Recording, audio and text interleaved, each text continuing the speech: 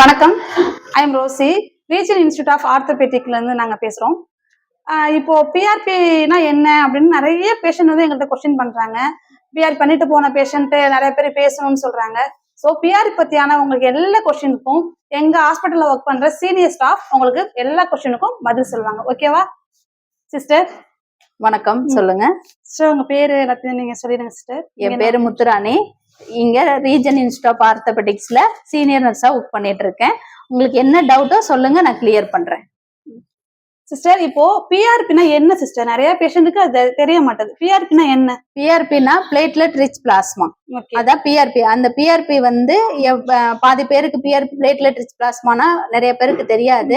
அது எப்படின்னா நம்ம பிளட்டை எடுத்து அதை சென்ட்ரிபீஸ் பண்ணி நம்ம பிளட்ல வந்து பிளட் எடுத்து சென்ட்ரிபீஸ் பண்ணி அதுல வர ரிச் பிளாஸ்மாவை நம்ம முட்டியில இன்ஜெக்ஷனா போடுறாங்க. ஓகே, இது முட்டியில மட்டும் தான் போடுவாங்களா இல்ல வேற எந்த பார்ட்ஸ்ல போடுவாங்க? இது வந்து தேய்மானத்துக்கும் போடுறாங்க. இப்ப குஷன் டேருக்கு போடுறாங்க.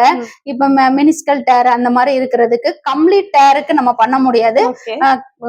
டேருக்கு மட்டும் நம்ம பண்ணலாம். ஓகே, இப்ப பிஆர்பி ஷோல்டருக்கும் பண்ணலாம், இங்க போடலாம். ஓகே, இப்போ இந்த பிஆர்பி இன்ஜெக்ஷன் போடுறாங்களா சிஸ்டர், அதுக்கு எவ்வளவு நேரம் ஆகும்? எவ்வளவு நேரம் எடுத்துப்பீங்க? 1 hour ஆகும். ஹோல் ப்ரொசீஜருமே 1 hour ஆகும். நீங்க வருவீங்க, டாக்டரை பாப்பீங்க. டாக்டர் பார்த்து உங்களுக்கு ஓகே நீங்க இன்ஜெக்ஷன் போட்டுக்கலாம் அப்படின்னு சொல்றப்ப அன்னைக்கு நீங்க இன்ஜெக்ஷன் பண்ணிக்கலாம். இன்ஜெக்ஷனுக்கு பிளட் எடுப்போம். அந்த பிளட் எடுத்து கொஞ்ச நேரம் நீங்க வெயிட் பண்ணுவீங்க. வெயிட் பண்ணதுக்கு அப்புறம் அதை நாங்க சென்ட்ரிபியூஜ் பண்ணிட்டு உங்க முட்டியில இன்ஜெக்ஷன் பண்ணுவோம். பண்ணதுக்கு அப்புறம் நீங்க கொஞ்ச நேரம் நடக்கணும். நடந்ததுக்கு அப்புறம் பிசியோ பண்ணணும். பிசியோ முடிச்சுட்டு டாக்டர் பார்க்கணும். டாக்டர் இன்ஜெக்ஷனுக்கு அப்புறம் நீங்க என்ன சாப்பிடணும், என்ன சாப்பிடக்கூடாதுங்கிறது எக்ஸ்பிளைன் பண்ணுவாங்க. இந்த ஹோல் ப்ரொசீஜரும் உங்களுக்கு 1 hour ஆகும். ஓகே, நீங்க அந்த முட்டியில பிஆர்பி மட்டும் தான் போடுவீங்களா இல்ல அடிஷனலா ஏதாவது இன்ஜெக்ஷன் போடுவீங்களா? பிஆர்பி வந்து குருத்தெலும்பு வளர்றதுக்காண்டி போடுற இன்ஜெக்ஷன். அது கூட வந்து நாங்க லூப்ரிகேஷனுக்காண்டி ஆயில் இன்ஜெக்ஷன் போடுறோம். ஏன்னா இப்ப குருத்தெலும்பு வந்து வளர்றப்ப சாஃப்டா வளரும்.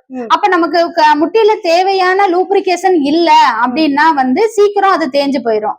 அதனால வந்து ஆயில் இன்ஜெக்ஷனும் நாங்க போடுறோம். ஓகே, இந்த பிஆர்பிக்கு இன்ஜெக்ஷன் பண்ணதுக்கு அப்புறம் என்னென்ன பேஷண்ட் பண்ணணும், என்ன பண்ணக்கூடாதுன்னு ஏதாவது இருக்கா? இருக்கு. பேஷண்ட் வந்து பிஆர்பி முடிச்சுட்டு போறப்ப அவங்க வந்து நல்லா வெயிட்டா இருக்கிறாங்கன்னா வெயிட் ரெடியூஸ் பண்ணணும். குண்டா இருக்கிறாங்கன்னா வெயிட் ரெடியூஸ் பண்ணணும்.